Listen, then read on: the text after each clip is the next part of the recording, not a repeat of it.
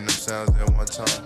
I'm up early in the morning, to get the skrilla. Blue face pillar, the blade dealer.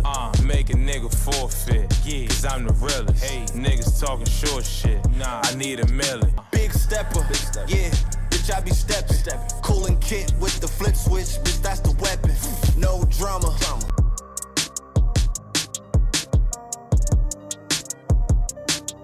Welcome to New York Giants Full Access.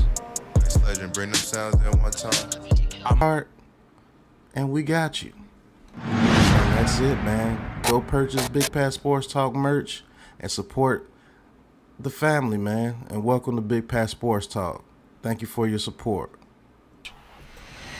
For all the Giants fans who don't like Daniel Jones, and for all the fans that do like Daniel Jones, or if you're just indifferent and you're not on either side, the besties look average. I want you to ask yourself, how did Josh Allen look before they got talent around?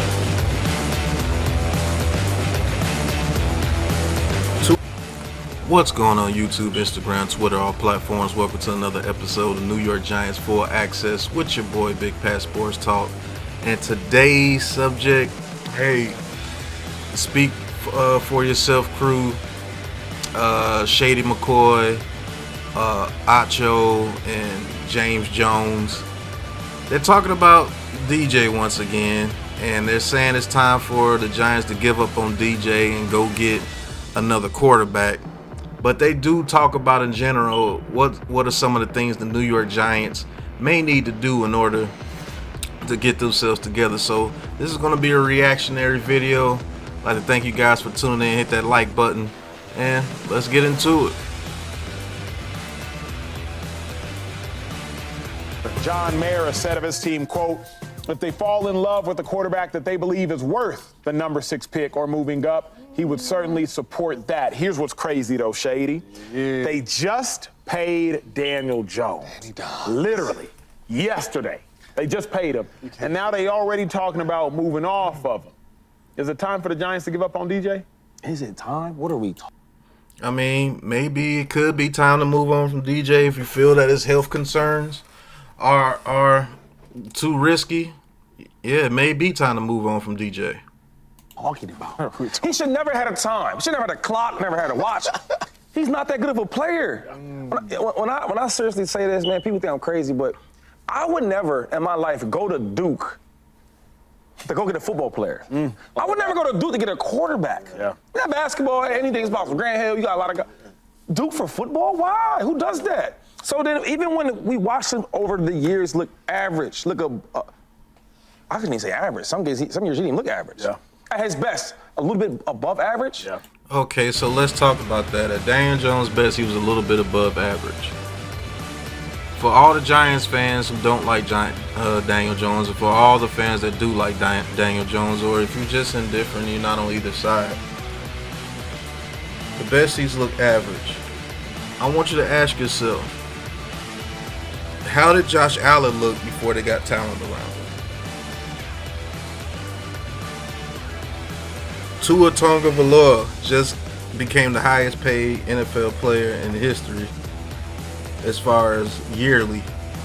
How did he look before Tyreek Hill and Jalen Waddle? Hell, how did he look before Tyreek Hill? Has Justin Herbert ever had to play without 2 to 3 very good weapons around him with a great running back? How did Jalen Hurts look when A.J. Brown went down and the onus became on him? Has Joe Burrow ever played on a team since college without 2 number 1 receivers? How did these guys look without him? Patrick Mahomes, yeah, they won a Super Bowl this year, but that was because of that defense. That defense saved them plenty of times this year. Had one of his lowest statistical seasons because of the weapons that was around him.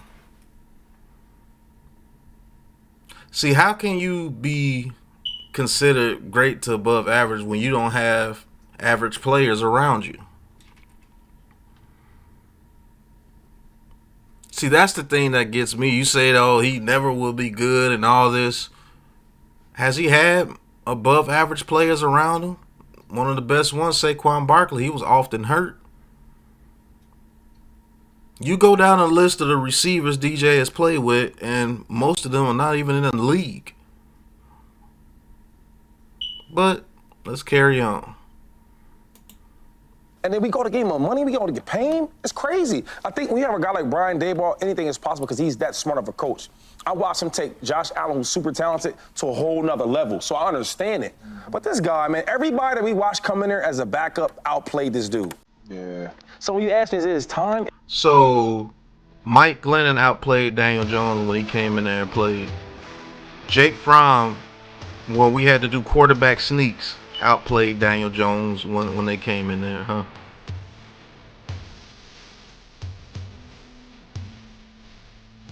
Tyrod Taylor, who everybody say that was playing way better than him, averaged less yards passing per game than what Daniel Jones did. And Daniel Jones was getting sacked at least 6 to 7 times a game. Averaged more than DeVito as well. No, it's the same offensive line. It wasn't the same offensive line. Half those people weren't even playing. And guess what? We still average more passing yards in Daniel Jones's games. But the offense was so much better when those other guys was in there, even though our defense was averaging 4 turnovers a game. But okay. It's been over, right? I want to get this dude $1, maybe some Snickers and some fries, but come on, man. A contract? What's the main goal in the National Football League? What are we trying to accomplish? First of all, to be a good player. That's just the first thing. That's the first thing. You know what I'm saying? Like, let your mom and dad be proud of you, though. Second thing, they said, okay, we believe you are a good player, so we gave you this money. Yeah, that's facts. You know what I mean? So that's at least that's what they saying, right? So you, looking in the mirror, think you're good, and the Giants think you're good. But the ultimate goal is to win a championship. True. Dang. You're not winning a championship with Daniel Jones. Okay, so how do you know that? Has a championship roster been put together over there? Is he playing behind a championship offensive line? Does he have championship-worthy receivers on this team? Is he playing with a championship-worthy defense?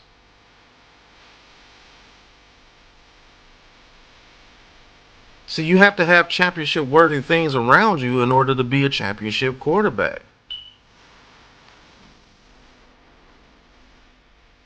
And speaking of Super Bowls, you love Justin Herbert. He ain't won nothing. You love Trevor Lawrence. He's won 1 playoff game just like DJ. You love Jalen Hurts. Yeah, they got to a Super Bowl, but when the onus became on him, they lost 6 of their last 7 games. Josh Allen ain't got close to a Super Bowl. Well, he made it to 1 AFC Championship game, but he can't beat Mahomes.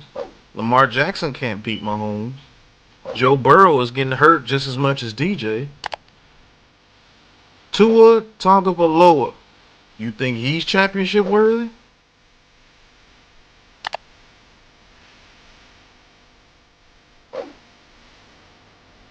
And all the guys that I've mentioned have way better rosters around them than what DJ has. And they made their contracts almost double what DJ is getting.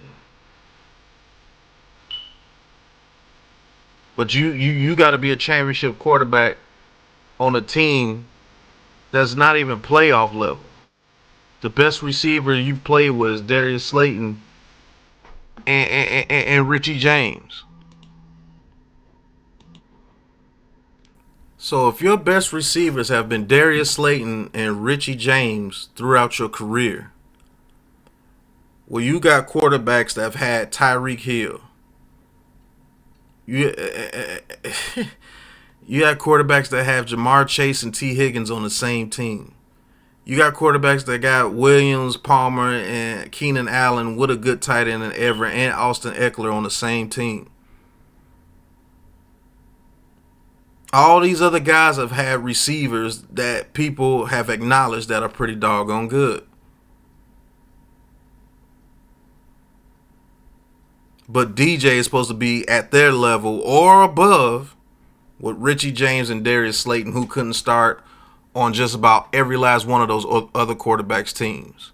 You got a quarterback that got A.J. Brown and Smith on the same team with Dallas Goedert, with the best offensive line in the game, with a very good running back, with a defense that had 80-some sacks in 1 year.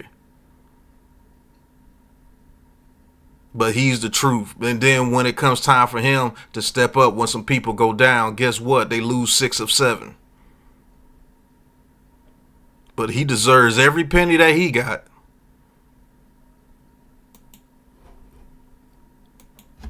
Period. If you gave up on Mac Jones, if you gave up on Justin Fields, it's time to give up on Daniel Jones. How you figure? That's two totally different situations. 3 totally different situations. I'm going to give up on my quarterback just because the Bears gave up on Justin Fields? I'm going to give up on my quarterback because the Patriots gave up on Mac Jones? What sense does that make? You make decisions based on your situation, not nobody else's. Come on, man. Period. So my main thing is go into this draft, get you a quarterback that you think you can develop and can help you win a championship. What we've seen from Daniel Jones over his career, he is not winning you a championship. His best year that we all bragged about that he got paid on, they won 9 games. So look at the roster that he won with. You had Saquon Barkley, who everybody says was the whole offense. Daniel Jones had almost as many rushing yards and rushing touchdowns as Saquon Barkley down the stretch. Was that defense playing out their mind that year? His receivers was a practice squad receiver from the Bills and Hodgins. Darius Slayton, who's been the best receiver he's had in his career. Richie James, a guy that went to the Chiefs and became a ghost. Kadarius Toney, enough said. Kenny Galladay, enough said. David Seals, who? No longer in the league. Johnson, no longer in the league. Kenny Galladay, no longer in the league. Kadarius Toney, on his way out the league. Richie James might be on his way out the league.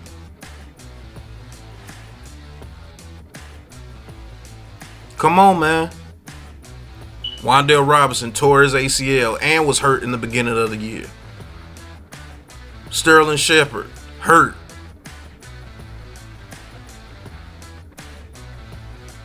Name the tight end behind Bellinger. Cager, journeyman. Offensive line, bottom of the league.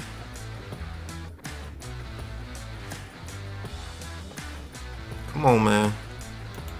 Daniel Jones is not the type of quarterback that is going to take you to a Super Bowl. It's time. How do you know that? Time to move on and go find your young. Question for both of y'all, though. Fellas, let's talk real. We got the viewers watching. Y'all spending y'all day with us, so let me ask the athletes these important questions. The Giants don't have talent on offense. You don't have Saquon. So that's what kills me. You say, oh, Daniel Jones will never take you to the Super Bowl. Daniel Jones will never win anything. And then turn right out of the side of your mouth and say, yeah, the Giants don't have any talent on offense. Like, what the hell? So he's supposed to be top tier with no talent on offense around him. That's what you're telling him. I can see if he had the roster Joe Burrow has and he can't get past 20 touchdowns or something. Okay. This man's receivers, his best receivers, couldn't even start on these other guys' teams.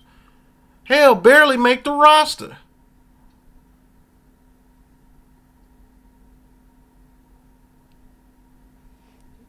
It's weird, bro. At wide receiver, you don't have anybody that you can get crazy happy about. You drafted Hyatt last year, I believe. Look at that. You don't have anybody at receiver that you can get crazy about, but Daniel Jones is supposed to just make water into wine. Like, come on, bro. You still have Shepard. I believe you still have Slayton, but nobody that's scaring defenses. So you need a lot, Shady. You got the 6th overall pick. That is true.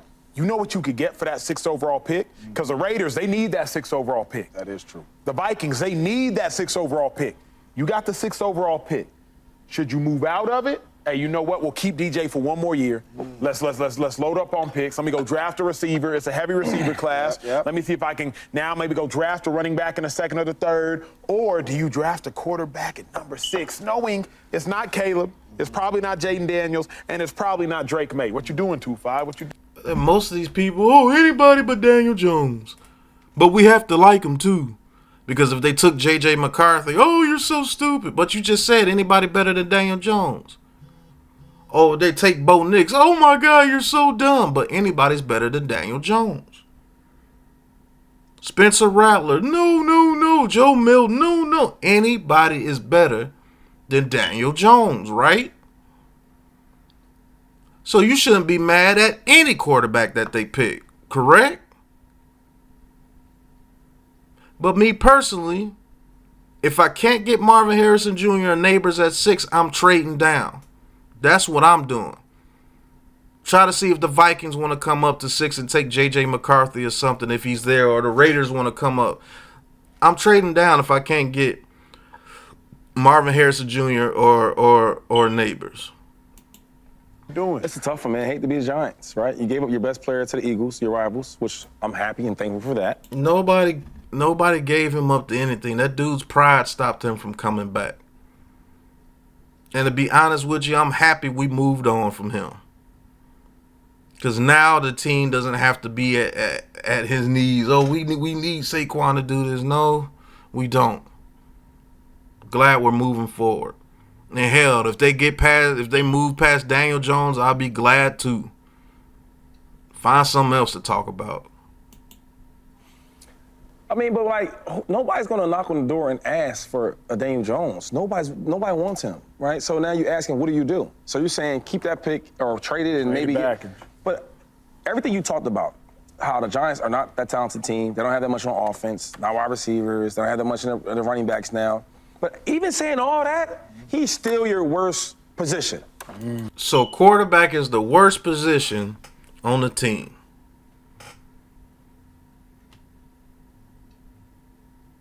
So how did we get to the playoffs the year that he was healthy? Why does this team just belly up after Daniel Jones gets hurt, except for this year? And we had a little 3-game win streak against teams that were absolutely awful, and our defense was going absolutely crazy. They were getting like 4 turnovers a game. It's kind of hard to lose games that way. And the games they didn't get the turnovers, guess what? They got blew out.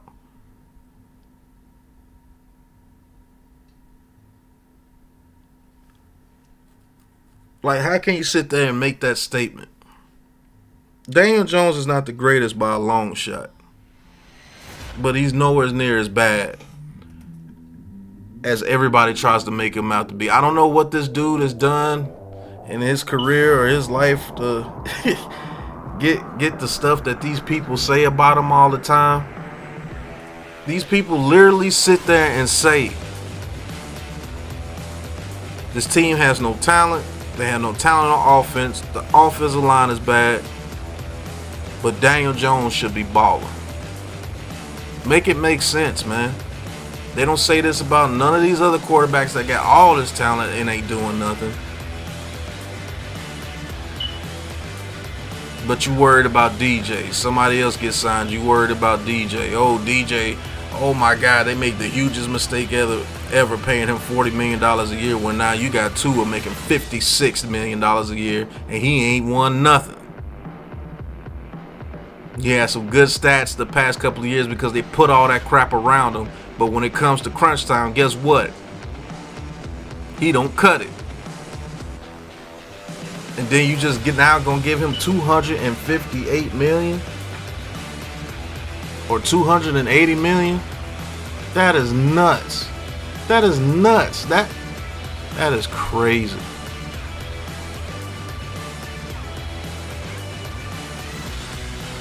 But it is what it is, man. Thank you guys for tuning in. Hit that like button, hit that subscribe button, hit that big blue join button, and talk your talk with Big Pat Sports Talk.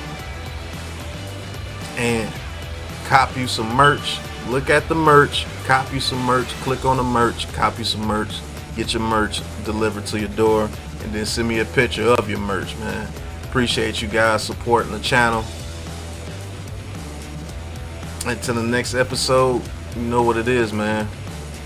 Peace. Let's shine, fellas. Hey, man, it's time to... A week, bro. We done put in work all year, bro. Let's go get this tonight, man. Great energy, great intensity. 2, 2, 3. 1, 2, 3. The pressure, throws it right to Barkley, makes the catch, starts the pylon, and he's in for the touchdown. Throws it right, intercepted by a pancake. He just floated it, and a pancake gets the pick. Great talk. Howell back to throw, gets sacked for a 35th time. He can't stop you, right? Under pressure, sacked back at the 24-yard line. Tavon Thibodeau closes it out. Hey, y'all know how NFL game is. I know how it is. Welcome to New York Giants Full Access.